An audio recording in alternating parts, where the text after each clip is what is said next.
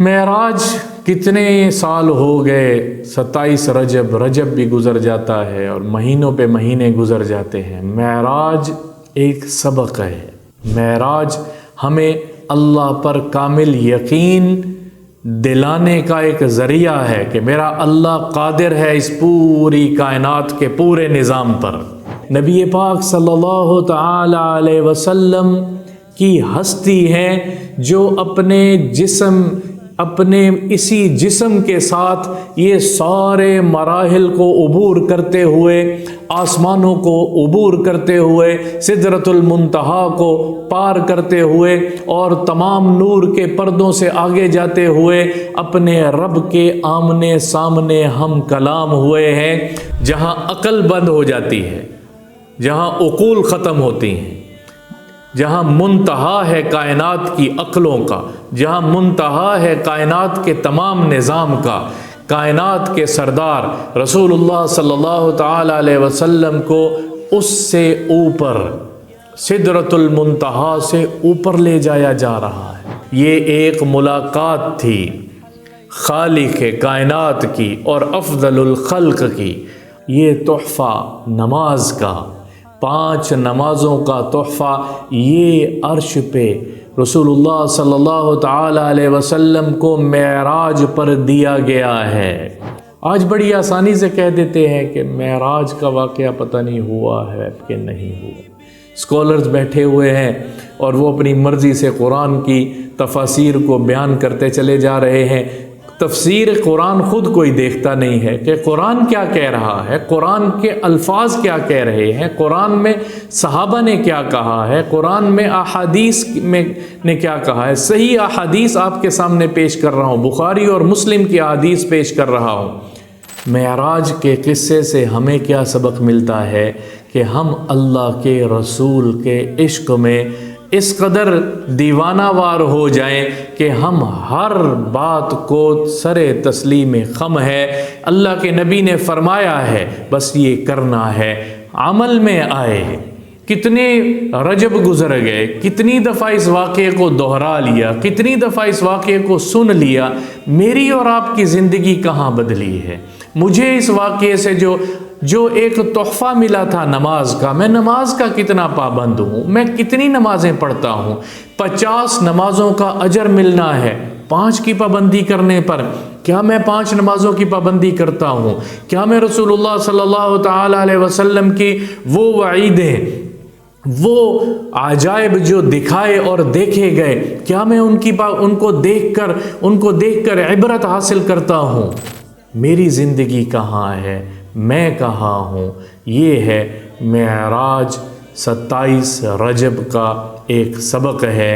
اس میں اختلاف ہے علماء کا ہے، بعض کہتے ہیں معراج شوال میں ہوا ہے، بعض کی رائے ربیع الاول کی ہے، لیکن میں جمہور علماء کا مشہور جس پہ ساری امت اکٹھے ہے وہ ہے 27 رجب کو ہوا ہے، تو ہم اسی لیے 27 رجب کو ہی معراج کا دن مقرر کرتے ہیں کہ اسی رات ہی معراج ہوا تھا۔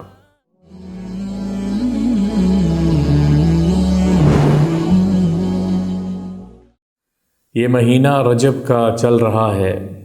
اس مہینے میں رسول اللہ صلی اللہ تعالی علیہ وسلم کا سفر معراج اسراء، جس کو میرے اللہ نے سبحان الذی اسری بعبدہ لیلا من المسجد الحرام الی المسجد الاقصی الذی بارکنا حولہ لنریہ من آیاتنا انہ هو السمیع البصیر۔ میرے اللہ نے جس کو قرآن میں خود بیان فرمایا ہے، اس رجب 27 رجب کو یہ معراج مبارک ہوا رسول اللہ صلی اللہ تعالی علیہ وسلم کو۔ اس کا پس منظر ہر طرف سے حالات، مصائب، مشکلات کو رسول اللہ صلی اللہ تعالی علیہ وسلم برداشت کر رہے تھے۔ سفر طائف کے بعد طائف پر گئے اور جو کچھ وہاں ہوا اور جس انداز سے آپ صلی اللہ تعالی علیہ وسلم غمزدہ ہو کے وہاں سے واپس آئے ہیں۔ پھر اس سے پہلے حضرت خدیجہ رضی اللہ تعالی عنہا کا وصال ہوا، وہ ایک بہت بڑا غم آپ صلی اللہ تعالیٰ علیہ وسلم کو آ کر گھیرا، اور پھر اللہ نے اپنے نبی کو ان تمام چیزوں کے بدلے میں اپنا معراج کروایا ہے۔ اسراء، سبحان الذی اسرا بعبدہ لیلا من المسجد الحرام الی المسجد الاقصی، مکہ سے مسجد اقصی اور مسجد اقصی سے 7 آسمان عبور کروائے ہیں اور اپنا معراج کروایا ہے۔ آج ہم آپ کے سامنے صحیح احادیث کے ساتھ، قرآن کی آیات کے ساتھ، دلائل کے ساتھ سفر معراج، اسراء جس کو کہا ہے قرآن میں، اس پر کچھ بات کریں گے۔ ہجرت سے تقریباً کوئی 1 سال 6 ماہ قبل رسول اللہ صلی اللہ تعالیٰ علیہ وسلم نے فرمایا ہے، حضرت انس رضی اللہ تعالیٰ عنہ اس کے راوی ہیں، اور صحیحین مسلم اور بخاری اس روایت کی مسلم اور بخاری میں موجود ہے۔ حضرت انس فرماتے ہیں رسول اللہ صلی اللہ تعالیٰ علیہ وسلم نے فرمایا کہ میں ایک رات اپنے گھر میں آرام کر رہا تھا، سو رہا تھا، یہاں تک کہ آسمان سے جبریل علیہ السلام نازل ہوئے، من سقف بیت، میرے گھر کی چھت کو چیرا گیا اور جبریل علیہ السلام آئے ہیں، اور پھر وہ آپ صلی اللہ تعالیٰ علیہ وسلم فرمانے لگے مجھے لے کر حتیم مبارک میں گئے، اور وہاں میرے شق صدر، میرے سینے کو چاک کیا گیا، اور پھر اس میں سے دل کو نکالا گیا۔ پھر کیا ہوا؟ فجاء بطست، پھر ایک تشت آیا ہے سونے کا، بذہب، سونے کا ایک تشت آیا ہے، اور اس میں میرے دل کو یا سینے سے دل کو نکال کے اس تشت میں زمزم کے پانی سے دھویا گیا۔ اور پھر رسول اللہ صلی اللہ تعالیٰ علیہ وسلم فرما رہے ہیں کہ وہاں پر میرے دل کو ایمان اور حکمت سے بھرا گیا ہے، اور پھر دوبارہ آپ صلی اللہ تعالیٰ علیہ وسلم کے سینے کو دوبارہ اسی طرح صحیح سالم کر کے آپ صلی اللہ تعالیٰ علیہ وسلم فرماتے ہیں جب میں بیدار ہوا، جب میں نے دیکھا تو میرے سامنے ایک سواری، دابہ، ایک سواری موجود تھی، دابۃ بیضاء، سفید رنگ کی، انتہائی سفید رنگ کی ایک سواری موجود تھی جس کو براق کہا گیا، اور مجھے جبریل علیہ السلام نے کہا یا رسول اللہ آپ کی سواری تیار ہے اور آئیے آپ کا سفر شروع ہونے لگا ہے۔ جبریل علیہ السلام حضور صلی اللہ تعالیٰ علیہ وسلم کے رفیق سفر ہوئے ہیں، قربان جائیں، رفیق سفر بھی جبریل ہیں، اور جبریل علیہ السلام ساتھ ہیں، اور رسول اللہ صلی اللہ تعالیٰ علیہ وسلم جب براق کی طرف بڑھے تو براق اچھلنے لگا، خوشی سے اچھلنے لگا، تو جبریل نے کہا کہ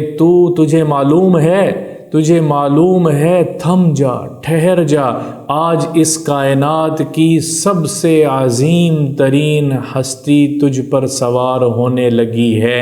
اور رسول اللہ صلی اللہ تعالیٰ علیہ وسلم نے اس براق کی بھی حیت بتائی ہے، فرمایا گدھے سے تھوڑا بڑا اور خچر سے چھوٹا، دون البغل وفوق الحمار، کہ وہ گدھے سے تھوڑا بڑی حیت کا تھا اور خچر سے تھوڑی چھوٹی حیت کا تھا اور سفید رنگ کا تھا، اور اس پہ سوار ہوئے، وہ برق رفتار، جیسے نام براق تھا، برق رفتار سواری تھی میرے آقا صلی اللہ تعالیٰ علیہ وسلم کی۔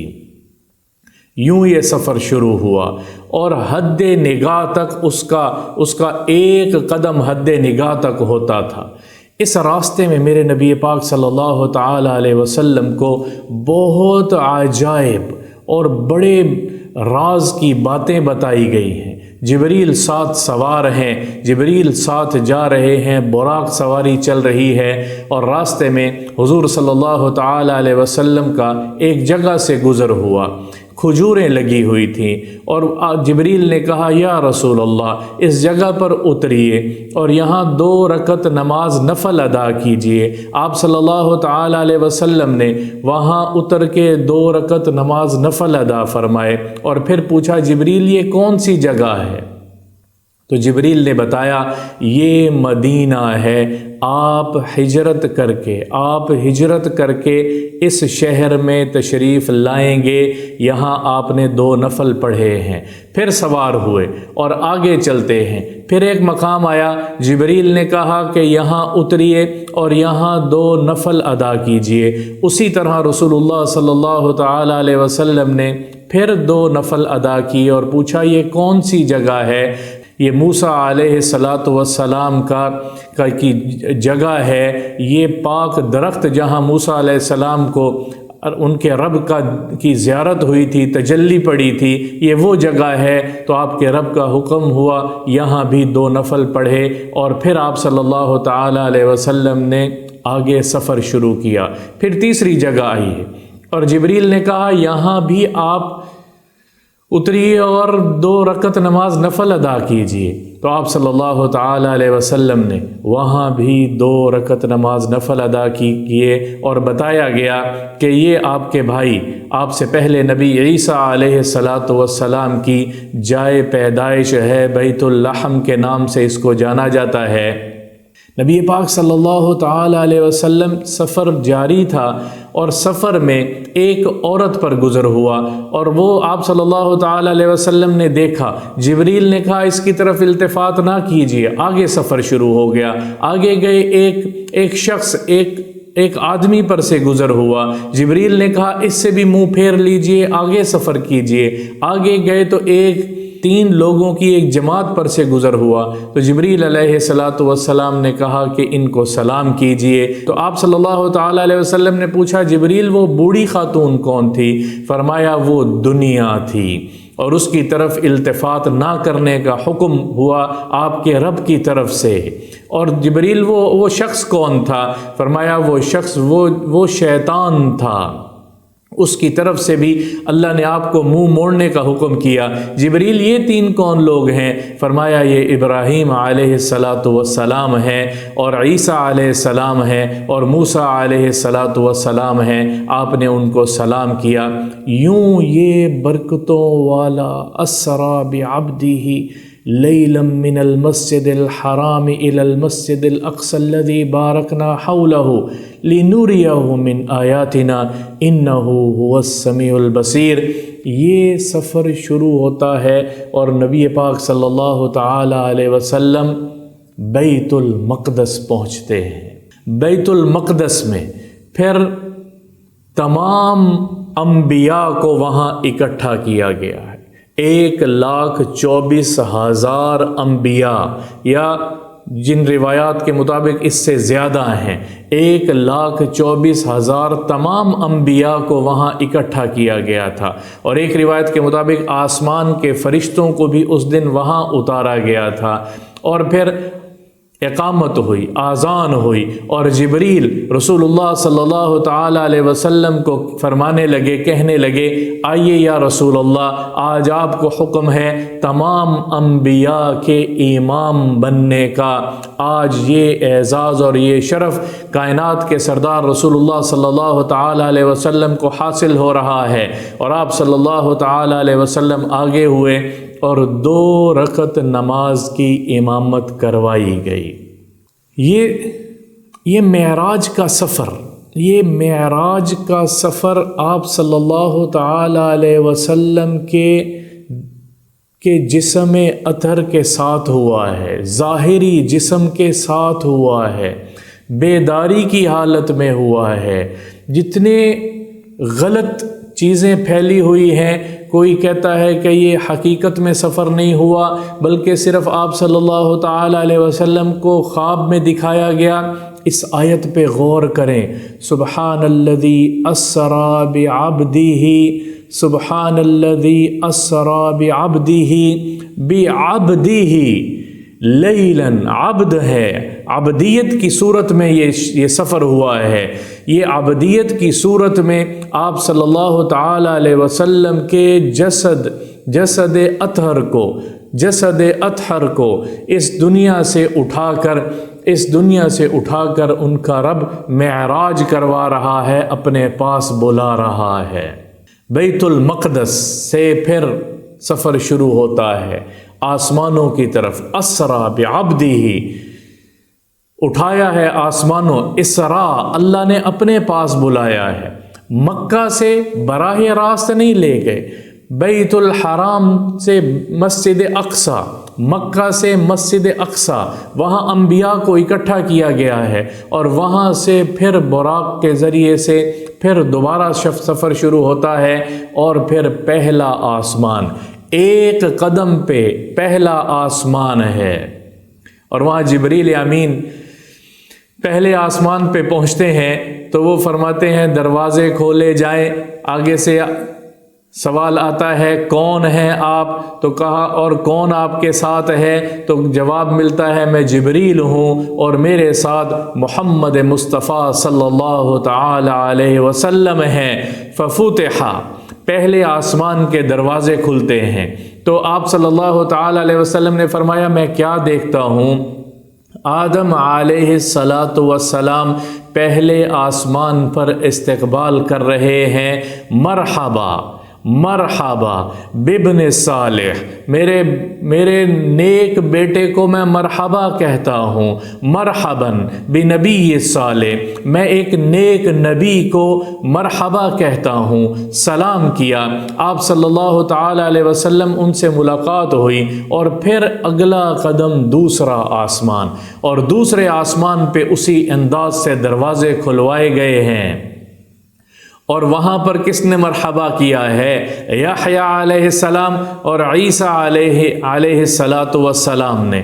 مرحبا بأخی الصالح، مرحبا ہو ہم اپنے بھائی کا استقبال کرتے ہیں، اور پھر اسی طرح سے تیسرے آسمان پر دروازے کھلوائے گئے ہیں۔ کون ہے تیسرے آسمان پہ؟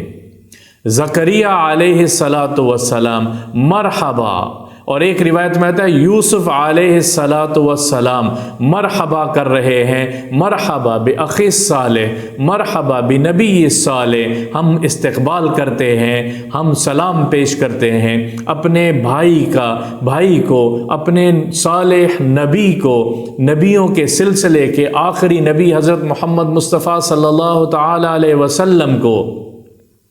چوتھے آسمان کے کون آیا ہے؟ آج کائنات کا سردار آیا ہے۔ چوتھے آسمان کے دروازے کھولے جا رہے ہیں، کون استقبال کر رہا ہے؟ ادریس علیہ السلام، مرحبا بأخی الصالح، مرحبا بنبی الصالح، میں مرحبا کہتا ہوں۔ اسی ترتیب سے چوتھے آسمان پہ مرحبا کیا گیا، استقبال کیا گیا۔ کون استقبال کر رہے ہیں؟ انبیاء استقبال کر رہے ہیں۔ یہ بتایا جا رہا ہے کہ یہ خاتم المرسلین ہے، نبوت اب ان پر ختم ہو رہی ہے۔ پانچویں آسمان پہ دروازے کھولے گئے، ہارون علیہ السلام، چھٹے آسمان پہ دروازے کھلے، کون ہیں؟ موسیٰ کلیم اللہ علیہ السلام مرحبا کر رہے ہیں، سلام پیش کر رہے ہیں، ملاقات ہو رہی ہے، دیدار ہو رہا ہے، زیارت ہو رہی ہے۔ اور پھر ساتویں آسمان پہ آخری آسمان ہے، رسول اللہ صلی اللہ تعالی علیہ وسلم فرماتے ہیں دروازے کھلے اور میں نے کیا دیکھا کہ ایک بڑے میاں ہے، بڑا خوبصورت چہرہ ہے، اور وہ ٹیک لگا کر بیٹھے ہیں، استقبال میں کھڑے نہیں ہوئے، ٹیک لگا کر بیٹھے ہیں، اور کیا کہہ رہے ہیں؟ مرحبا مرحبا بابن صالح، میں اپنے صالح بیٹے کو مرحبا کہتا ہوں، بنبی صالح، میں اپنے صالح اور نیک نبی کو مرحبا کہتا ہوں۔ تو پوچھا گیا یہ کون ہے؟ فرمایا یہ آپ کے جد امجد ابراہیم خلیل اللہ علیہ السلام ہیں۔ یہاں سے 7 آسمان ختم ہوتے ہیں اور پھر رسول اللہ صلی اللہ تعالی علیہ وسلم کا سفر آگے شروع ہوتا ہے۔ اور یہ سفر چلتے چلتے رسول اللہ صلی اللہ تعالی علیہ وسلم نے فرمایا میں نے دیکھا ایک جگہ آئی ہے اور اس جگہ کو سدرۃ المنتہا کہا جا رہا ہے۔ سدر بیری کو کہتے ہیں، بیری نما ایک درخت ہے اور وہ سدرۃ المنتہا ہے، انتہا ہے، وہاں پر انتہا ہے اس کائنات کے نظام کی۔ 7 آسمانوں سے اوپر ایک مقام ہے جس کو منتہا، دنیا کا تعلق وہاں سے کٹ جاتا ہے، نیچے کے تمام معاملات وہاں جا کے رک جاتے ہیں، آسمان سے جتنے اوامر آتے ہیں سدرۃ المنتہا پہ آ کے رک جاتے ہیں، اور پھر سدرۃ المنتہا سے آگے نیچے فرشتوں کے حوالے کیے جاتے ہیں۔ اس مقام پر آج تک، اس مقام تک جبریل گیا ہے۔ اس مقام سے اوپر جبریل کہنے لگا یا رسول اللہ میں آج تک اس جگہ سے آگے نہیں جا سکا، یہاں سے آگے اب آپ جائیں گے اور آپ کا رب آپ کو لے کر جائے گا۔ رسول اللہ صلی اللہ تعالی علیہ وسلم فرماتے ہیں سدرۃ المنتہا وہ ایک درخت تھا، اس کے پتے یہ ہاتھی کے کان جس طرح ہوتے ہیں، فرمایا اس طرح اس کے پتے تھے، اور اس پہ جو پھل تھے وہ مٹکوں نما، گول مٹکوں کی طرح وہ پھل لٹکے ہوئے تھے۔ اس سدرۃ المنتہا سے اوپر جبریل نہیں گئے، وہ وہاں رکے ہیں۔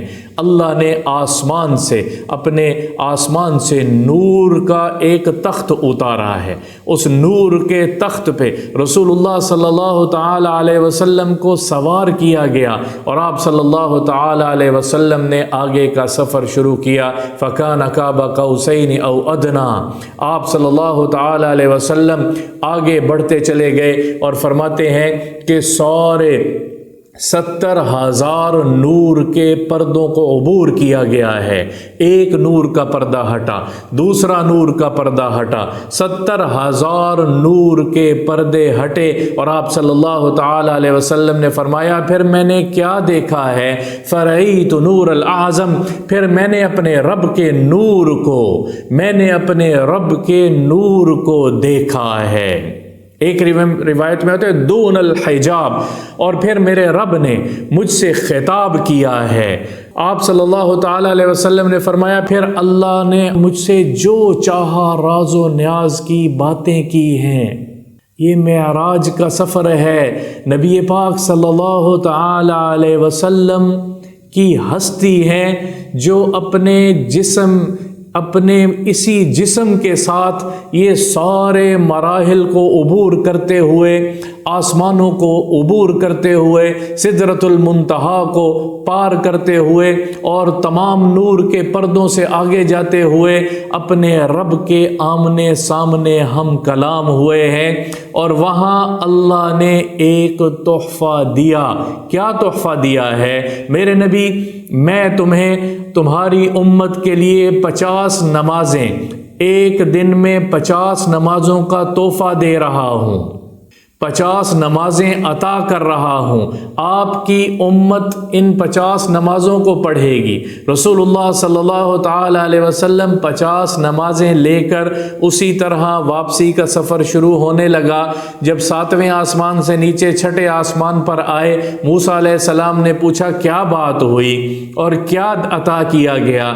تو رسول اللہ صلی اللہ تعالی علیہ وسلم نے فرمایا 50 نمازیں دی ہیں، اپنی رب، میرے رب نے عبادت کے لیے مجھے اور میری امت کو 50 نمازیں عطا کی ہیں۔ موسیٰ علیہ السلام کہنے لگے واپس جائیے، آپ کی امت 50 نمازیں نہیں پڑھ پائے گی، شاق ہو جائے گا، واپس جائیے، تخفیف کروائیے۔ رسول اللہ صلی اللہ تعالی علیہ وسلم کو واپس بلایا گیا، واپس گئے۔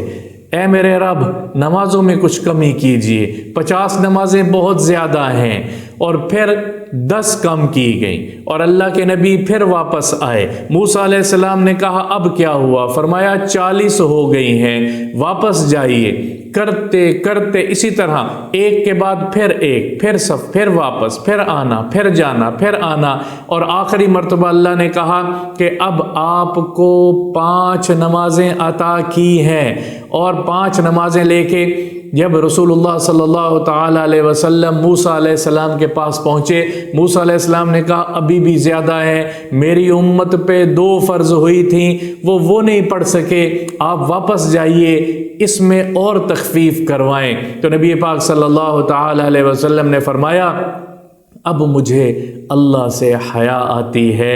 اللہ کی طرف سے آواز آئی کہ آپ کی امت پہ 5 نمازیں فرض کی گئی ہیں، 5 نمازیں پڑھیں گے 50 نمازوں کا اجر ملے گا۔ یہ تحفہ نماز کا، 5 نمازوں کا تحفہ، یہ عرش پہ رسول اللہ صلی اللہ تعالیٰ علیہ وسلم کو معراج پر دیا گیا ہے، معراج پر دیا گیا ہے۔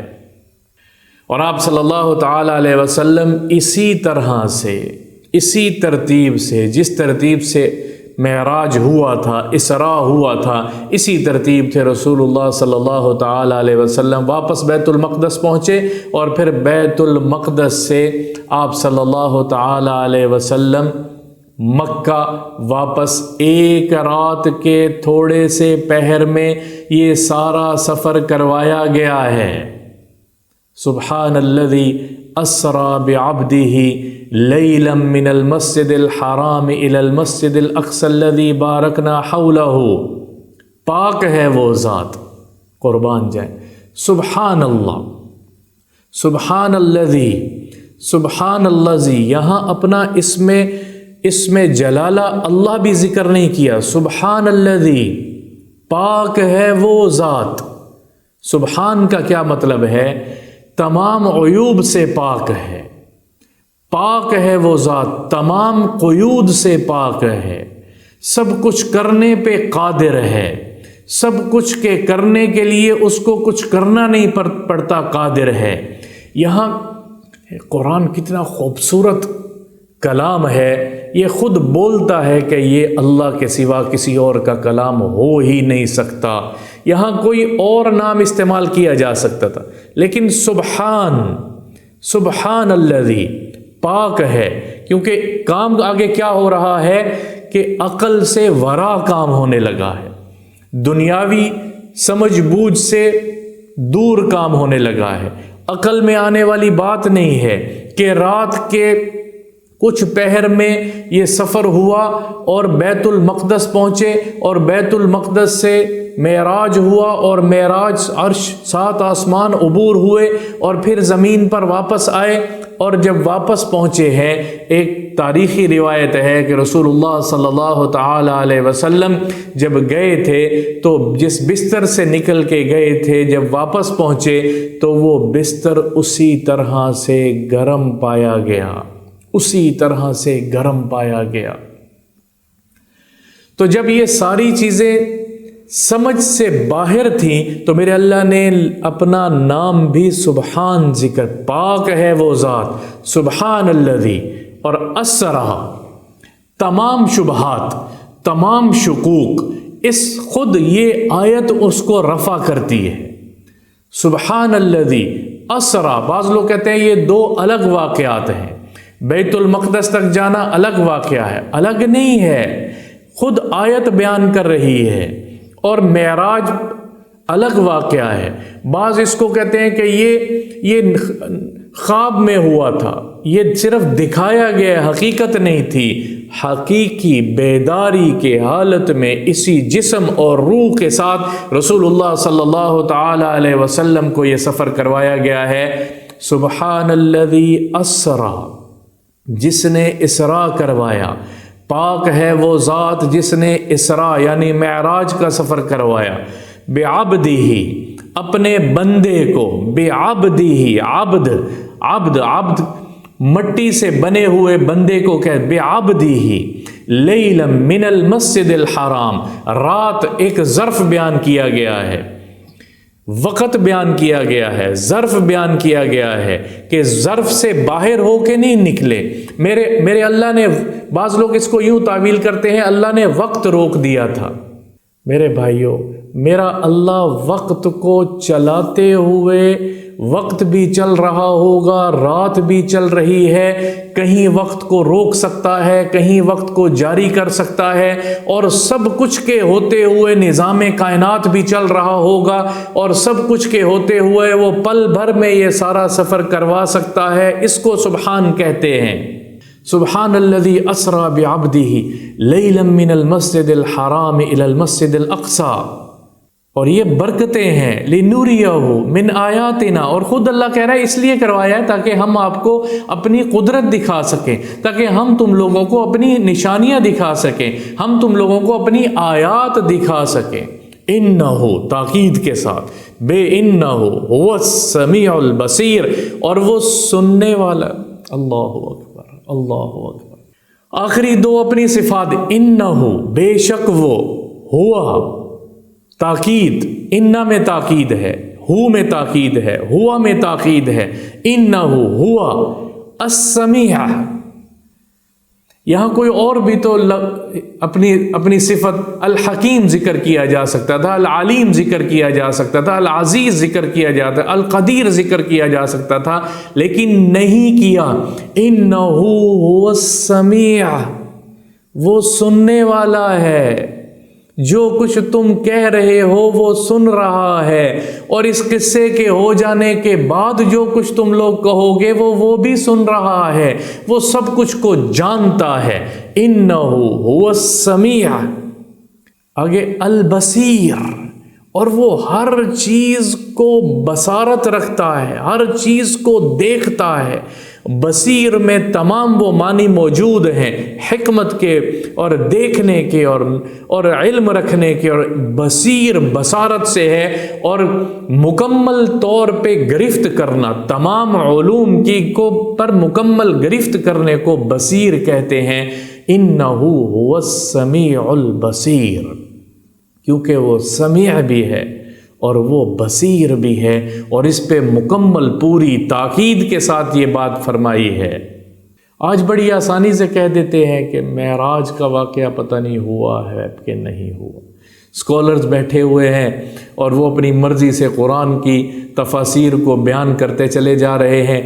تفسیر قرآن خود کوئی دیکھتا نہیں ہے کہ قرآن کیا کہہ رہا ہے، قرآن کے الفاظ کیا کہہ رہے ہیں، قرآن میں صحابہ نے کیا کہا ہے، قرآن میں احادیث نے کیا کہا ہے۔ صحیح احادیث آپ کے سامنے پیش کر رہا ہوں، بخاری اور مسلم کی احادیث پیش کر رہا ہوں۔ پھر اس سفر میں میرے اللہ نے چند عجائب دکھائے ہیں، جنتیوں کے احوال دکھائے ہیں، جہنم کے کچھ احوال دکھائے ہیں، کچھ واقعات سامنے سے گزرے ہیں، کچھ اقوام کے احوال دکھائے ہیں، کچھ افعال کے ساتھ کہ کچھ قومیں یہ کرتی تھیں ان کے ساتھ کیا ہوا۔ رسول اللہ صلی اللہ تعالی علیہ وسلم نے اس سفر میں کچھ لوگوں پر سے گزر ہوا۔ آپ صلی اللہ تعالی علیہ وسلم نے فرمایا، میں نے دیکھا لہم اظفار من حدید، ان کے ناخن تانبے کے تھے، یخمشون وجوہہم وصدورہم، وہ ان اپنے تانبے کے ناخنوں سے اپنے چہروں کی جلد کو یوں چھیل رہے تھے، اور یوں اپنے سینوں کو چھیل رہے تھے، یوں اپنے سینوں کو چھیل رہے تھے۔ آپ صلی اللہ علیہ وسلم نے جبریل سے پوچھا، جبریل یہ کون لوگ ہیں؟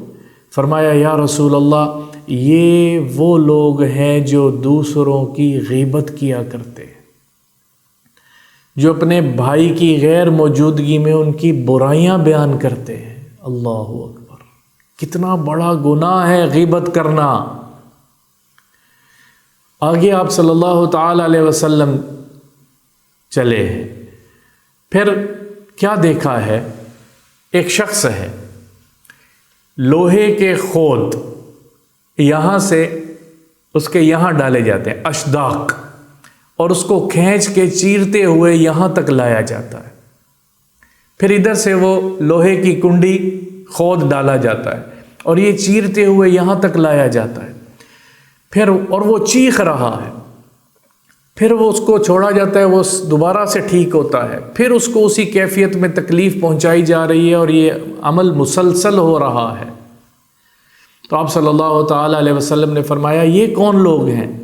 تو جبریل نے بتایا یا رسول اللہ یہ وہ لوگ ہیں جو جھوٹ بولتے ہیں، بات بات پہ جھوٹ بولتے ہیں۔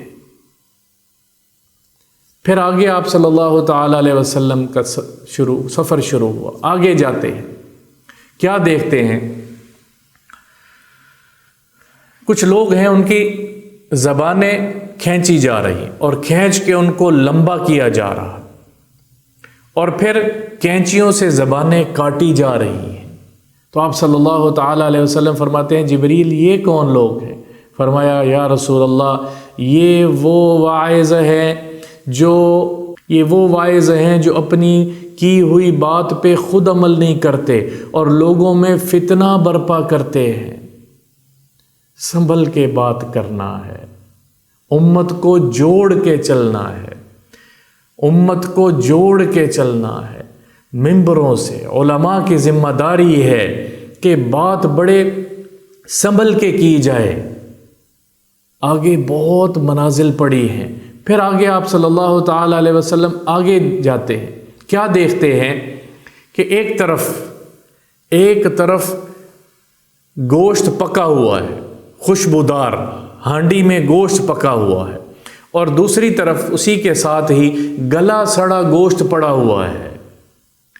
اور کچھ لوگ ہیں وہ یہ پکا ہوا خوشبودار گوشت نہیں کھا رہے، بلکہ وہ گلا سڑا گوشت اس پہ بیٹھ کے اس کو کھا رہے۔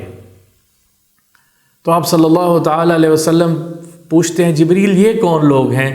فرمایا یا رسول اللہ یہ وہ بے حیا لوگ ہیں جو اپنی پاک دامن نکاح میں جو بیویاں ہیں ان کو چھوڑ کے حرام کا ارتکاب کرتے ہیں، زنا کاریوں میں مبتلا ہوتے ہیں۔ ایک ایک چیز دکھائی جا رہی ہے، ایک ایک عمل پہ کیا ہونا ہے، کیا پکڑ ہونی ہے، بتایا جا رہا ہے۔ ایک شخص کو دیکھا وہ نہر میں تیر رہا ہے، اور ایک روایت میں خون اور پیپ کی نہر میں تیر رہا ہے، باہر کی طرف آتا ہے۔ ایک شخص اس کے کنارے پہ بڑا پتھر لے کے کھڑا ہوا ہے، اس کو پتھر مارتے ہیں، وہ پھر نہر کے اندر چلا جاتا ہے، پھر وہ باہر۔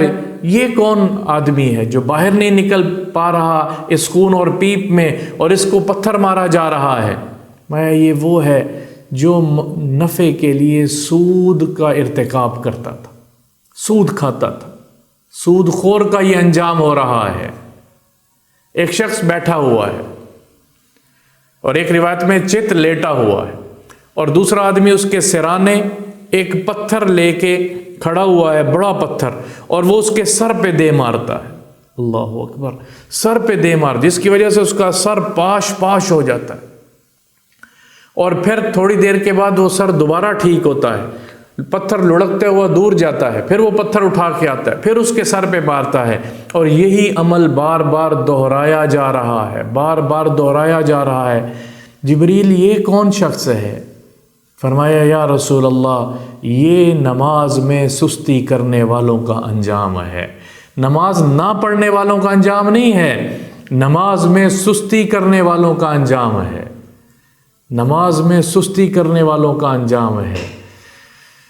معراج کتنے سال ہو گئے، 27 رجب بھی گزر جاتا ہے، اور مہینوں پہ مہینے گزر جاتے ہیں۔ معراج ایک سبق ہے، معراج ہمیں اللہ پر کامل یقین دلانے کا ایک ذریعہ ہے کہ میرا اللہ قادر ہے اس پوری کائنات کے پورے نظام پر۔ جہاں عقل بند ہو جاتی ہے، جہاں عقول ختم ہوتی ہیں، جہاں منتہا ہے کائنات کی عقلوں کا، جہاں منتہا ہے کائنات کے تمام نظام کا، کائنات کے سردار رسول اللہ صلی اللہ تعالی علیہ وسلم کو اس سے اوپر سدرۃ المنتہا سے اوپر لے جایا جا رہا ہے۔ اور یہ تمام باتیں میرے اور آپ کے نبی حضرت محمد مصطفیٰ صلی اللہ تعالی علیہ وسلم جب واپس آئے ہیں تو صحابہ کو معراج کا واقعہ بتایا ہے۔ تو کچھ منافقین تھے، مشرکین تھے، انکار کر دیا اور ٹھٹھا مذاق استہزاء کرنے لگے کہ دیکھو ان کا نبی کہتا ہے کہ میں ایک ہی رات میں بیت المقدس گیا اور بیت المقدس سے پھر میں معراج ہوا، 7 آسمان عبور کیے، اور یہ سب کچھ ایک ہی رات میں کیا۔ اور جو ایمان والے تھے ان کا ایمان اور مضبوط ہوا کہ ہمارا نبی سچ کہہ رہا ہے۔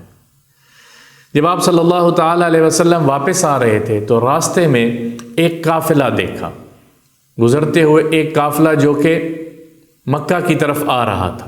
قافلے پر سے گزر ہوا اور پھر آگے آئے تو کچھ دور آگے سفر کرنے کے بعد ایک اونٹ الگ سے اسی قافلے سے بچھڑ کے الگ سے وہ بھاگا پھر رہا تھا، قافلے سے گم ہو چکا تھا۔ تو آپ صلی اللہ تعالیٰ علیہ وسلم وہاں واپس پہنچے تو جب یہ قصہ معراج کا بتایا تو مشرکین نے، کفار نے انکار شروع کر دیا کہ یہ کیسے ہو سکتا ہے۔ تو آپ صلی اللہ تعالیٰ علیہ وسلم نے اس قافلے کا بتایا جو تجارت کا سامان لے کر مکہ آ رہا ہے، اور پھر فرمایا کہ قافلے میں ایک سرخسی رنگ کا اونٹ، زرد سے تھوڑا سا سرخی مائل کا، وہ اونٹ قافلے سے آگے آ رہا تھا، تو لہٰذا وہ اونٹ قافلے سے پہلے فلاں تاریخ کو وہ اونٹ پہنچے گا اور قافلہ اس سے 2 دن بعد پہنچے گا۔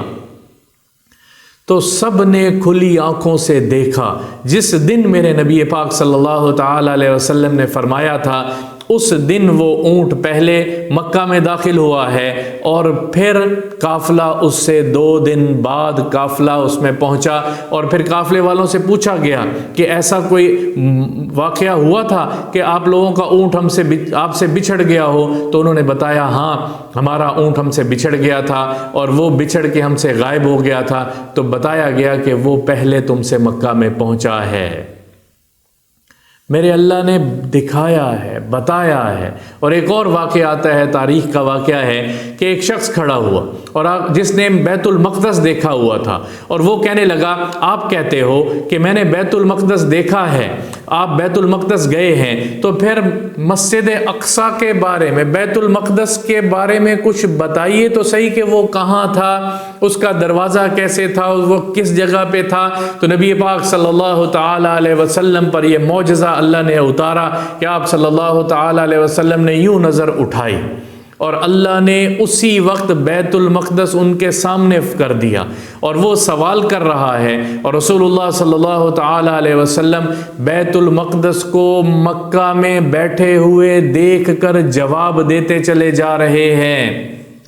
لیکن جنہوں نے نہیں ماننا تھا، جن کے اندر عناد بھر چکا تھا، عداوت اپنے انتہا کو پہنچ چکی تھی، جنہوں نے نہیں ماننا تھا وہ نہیں مانے اور انکار کر کے کہنے لگے کہ یہ جادوگر ہے، یہ جادو کے سوا اور کچھ نہیں ہے۔ اللہ نے معراج ایمان والوں کے ایمان کو اور بڑھانے کے لیے معراج کا ہمیں یہ تحفہ دیا ہے۔ یہ ایک ملاقات تھی خالق کائنات کی اور افضل الخلق کی، اللہ جل جلالہ کی، اپنے نبی رسول اکرم صلی اللہ تعالی علیہ وسلم کی۔ یہ ایک معراج ہے، یہ ایک بلندی ہے، یہ ایک عطا ہے، یہ خاتم النبیین ہونے پر ایک دلیل ہے، اشارہ ہے۔ سدرۃ المنتہا دنیا کی انتہا ہے، اور رسالت اور نبوت اس کی انتہا تمام انبیاء کی امامت پر اس کی انتہا ہے۔ گویا یہ اشارہ ہے کہ اب نبوت کی انتہا ہو چکی ہے۔ آپ صلی اللہ تعالی علیہ وسلم کے بعد کوئی نبی نہیں آنے والا، کوئی نبی آنے والا نہیں ہے۔